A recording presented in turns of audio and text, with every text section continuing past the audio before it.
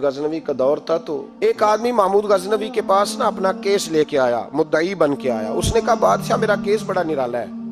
बादशाह सलामत ने कहा वो किस तरह? कहने लगा ये मेरे पास एक थैली है, मैं ना सफर पे जाने लगा तो ये थैली पूरी हीरों की भरी हुई। फलां इलाके के जो काजी साहब है ना, मैं जाती दफा मैं कहीं सफर पे जा रहा था तो मैं उनके पास छोड़ गया कि रास्ता लंबा है, कहीं कोई मुझसे छीन ना ले, हीरों की भरी हुई।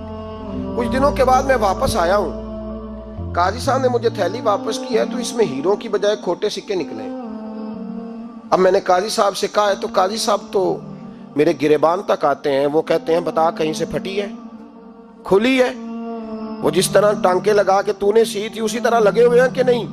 तो हुजूर लगे भी बिल्कुल उसी तरह है, ना फटी है ना खुली है।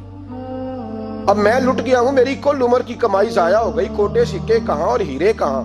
तो मेहरबानी करें और मैं आप की बारगाह में अल्लाह रसूल के नाम पर हलफ देता हूं कि मैं हूं बिल्कुल सच्चा।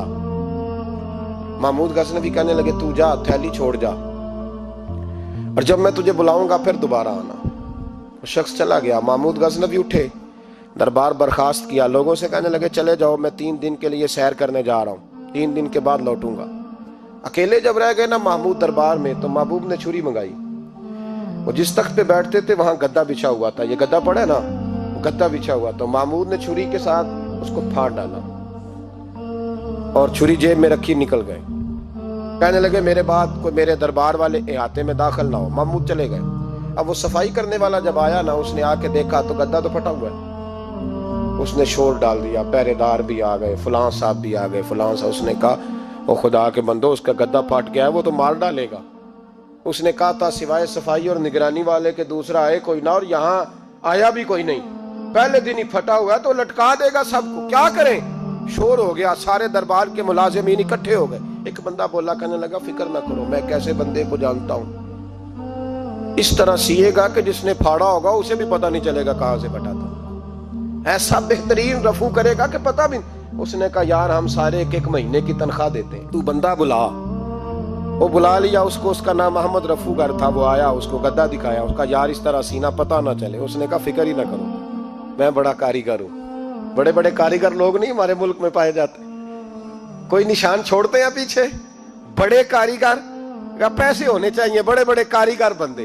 अहमद रफूगर कहने लगा इस तरह सीऊंगा कि फाड़ने वाले को भी पता नहीं। उनका पैसे ले यार तू सी दे। उसने सी दी, अगले शाम ही ला के बिछा दिया गद्दा। तीसरे दिन बादशाह सलामत आए, आके पहली नजर गद्दे पे डाली। उसने बुलाया सब मुलाजिमीन को, कहा किसने सिया है? कहा जनाब क्या हुआ?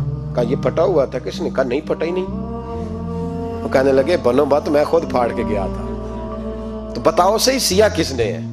कहा जनाब आप फाड़ के गए थे तो बताया क्यों नहीं? फरमाने लगे इसीलिए तो बताया नहीं था कि तुम खुद तहकीक कर लो, बुलाओ बताओ सिया किसने। तो बुला लिया, अहमद रफूगर आ गया।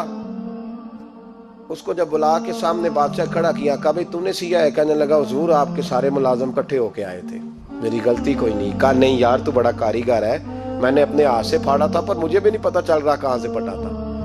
अच्छा ये बता ये थैली जो है ये भी तूने सी थी? उसने कहा जी आपके खादम का ही कारनामा है, वो फलाने इलाके के काजी साहब आए थे, इसमें से हीरे निकाल के तो खोटे सिक्के भरे थे, तो मुझे भी थोड़ा सा हिस्सा मिला था। महमूद ने सारे गवाह भी इकट्ठे कर लिए, सबूत भी इकट्ठे कर लिए।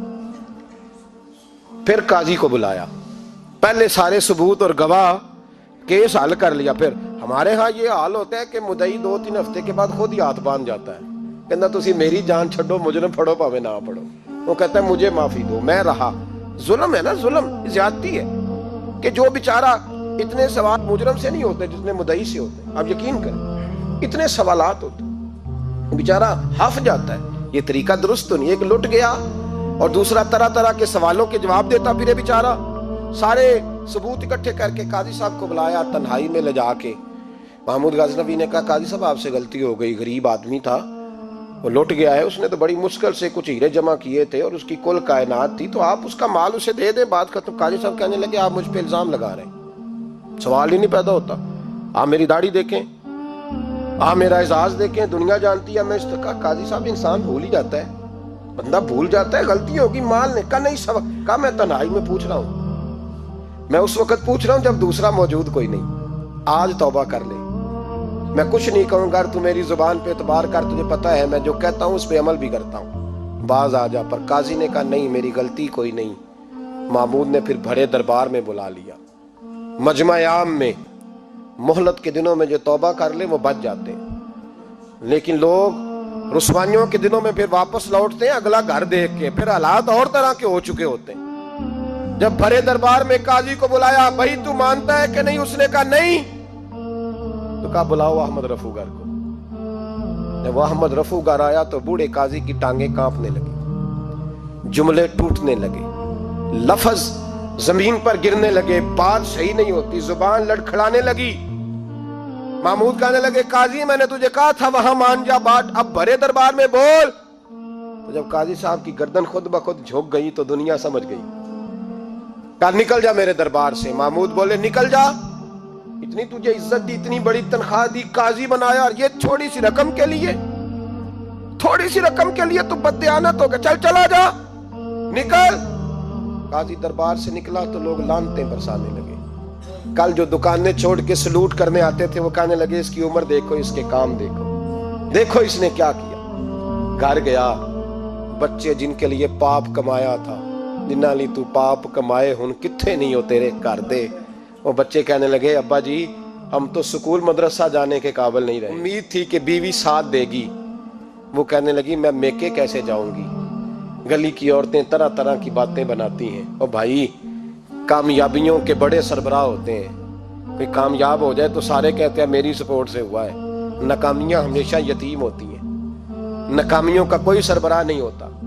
جب تک تو قاضی تھا تو بڑے بات تھی، ہر بندہ کہتا تھا رشتہ دار ہے، رسوائی ہو گئی تو وہ تیری آنکھ ہو یا سنگ ملامت کی چبھن، کون پہنچا ہے میرے درد کی گہرائی تک، دور شہرت میں تو یاروں نے کیا یاد بہت، ساتھ آیا نہ کوئی کوچے رسوائی تک۔ اور میاں صاحب کہنے لگے ساری عمر ہی آٹا گد ہے، میں لکھاں کیتے نہیں پیڑے، اب وقت آیا ہی تے محمد بخشا کوئی نہیں ہوں بیٹھا نیڑے، حالات ہی بدل گئے۔ قاضی خاموشی سے اندر چلا گیا، اپنی رسوائی سمیٹ کے بستر پہ لیٹا، نہ روٹی کی بھوک لگی، نہ پانی کی پیاس لگی، نہ نیند آئی، ساری رات تڑپتا رہا۔ سویرے گھر والوں نے دروازہ کھولا تو روح پرواز کر گئی تھی، دنیا چھوڑ گیا۔ حضرت ابو نور علیہ رحمہ بولے، فرمانے لگے یاد رکھو کبھی بددیانتی نہ کرنا، کبھی، یہ تو محمود غزنوی کی عدالت تھی، قیامت میں رب کریم کی عدالت لگے گی۔ اور فرمایا وہاں تو گواہی دینے والا احمد رفوگر تھا، قیامت میں تو تمہارے اپنے ہاتھ پیر گواہیاں دیں گے، ہمارا اپنا وجود گواہی دے گا۔ اور فرمایا یہاں تو لعنتیں دنیا دار برساتے تھے، وہاں فرشتے ہوں گے۔ اور قاضی کو تو موت آ گئی تھی، قیامت میں تو دوبارہ موت بھی کوئی نہیں آئے گی، وہاں تو رہنا ہے اور سہنا ہے۔